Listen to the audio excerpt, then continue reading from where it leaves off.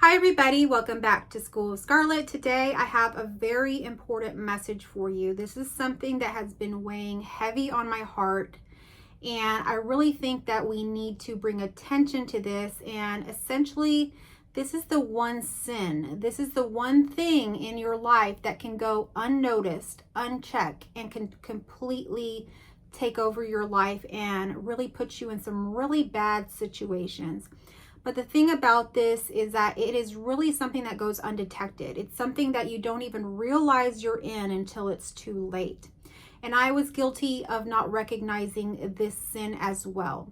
And so I want to talk about it here today and bring light to this and really talk about this in a way that, you might identify that you are falling into this as well. And so that you may get out of this before it spirals into something that is really hard to get out of and can essentially really destroy you.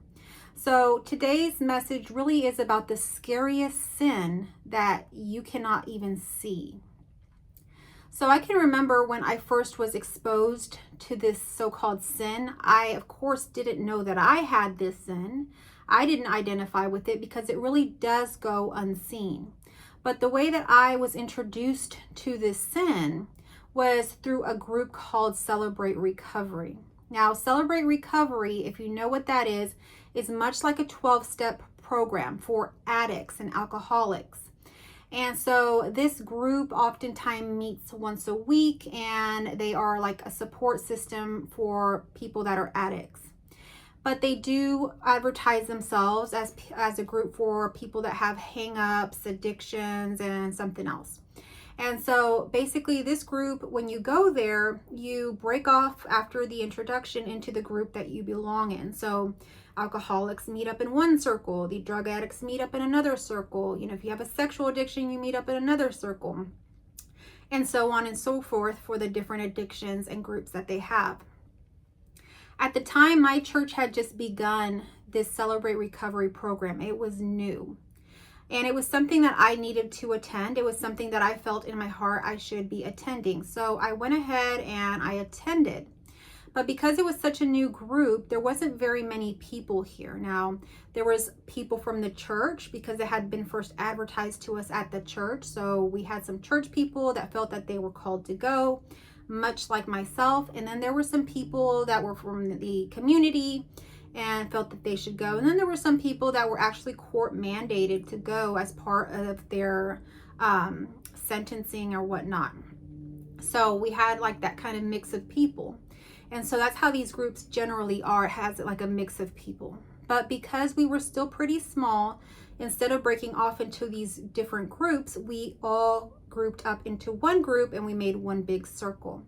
So when you begin the circle, you introduce yourself. You introduce yourself by your name, and you can say what kind of addict or what it is that you're there for. And so people went around, I'm an alcoholic, I'm a drug addict, I'm this, I'm that. And I heard a couple of times someone say, I am here due to pride. I am here because I am prideful.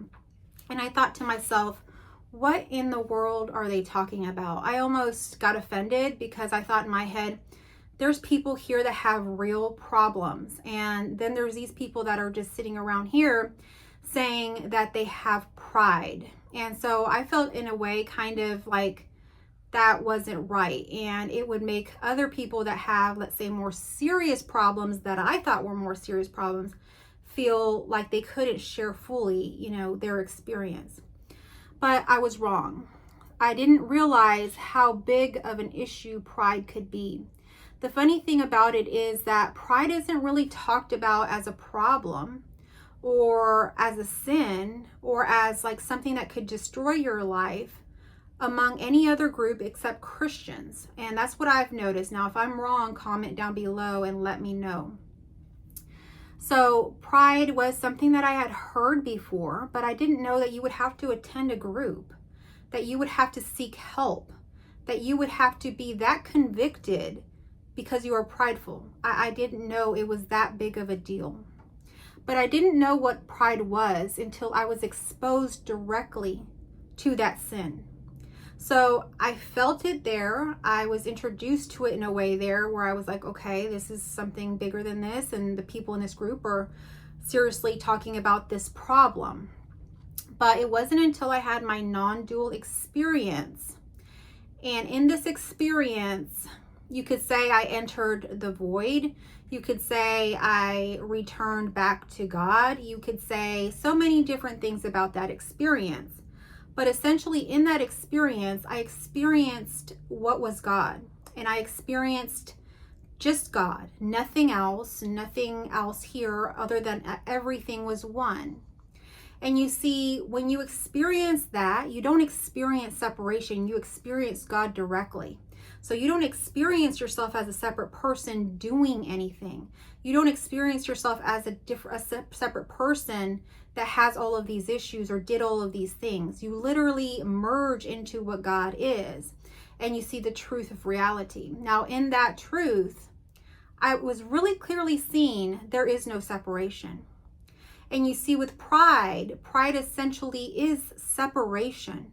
It's seeing yourself separate from God. It's seeing yourself as the doer. It's seeing yourself as the one that has to hold this world together, as if you're doing it. You're doing here everything. But you see, when you have these experiences of returning back to God, if you've ever had any experience like that, you realize you're not doing it. God is always there. God has always been there. And you're not doing all of this. You're not orchestrating the next breath coming up right now. You're not orchestrating the weather. You're not doing this. And a lot of people don't realize that. They believe they're doing it. And this is where pride comes in. I used to also think pride had to do with having a big ego, thinking I am the best. I have this, I have that, kind of like just somebody with an ego problem, right? Well, it's not just an ego problem. It's essentially thinking that you are separate from God. Whether you realize it or not, you're putting yourself separate from God, thinking that you are doing things. And so, unfortunately, this really kind of came to light more and more for me. And I began to see how big of a sin this is for people. Because you see, I work with people one-on-one. I work with people for many years counseling. And even after this non-dual experience, I was still counseling. And then I began to work one-on-one with people here on YouTube. Working on YouTube, it was a broader, more expansive group of people. And not everybody, if not very few, considered themselves Christians. Most of them were New Agers, I would say, and they were very dependent, I found, on things that you may find yourself dependent on. Things like readings, things like crystals, things like something called Reiki, things like psychics, and the list goes on and on. And you see, these people began to think that they were doing all of these things, that the powers they had in their hands from Reiki, they had learned those techniques. They were doing it. They began to, think that they were the psychic and they were special because they were the psychic. But you see, you are not special. God is working through you at all times. And so anything that is happening, God is part of that in a way. You can't say that you're doing it. You're not doing it. But if you begin to believe that you are doing it, these things will actually happen in a different way. And I am not going to get into that in this video here today. That will be a companion to this video.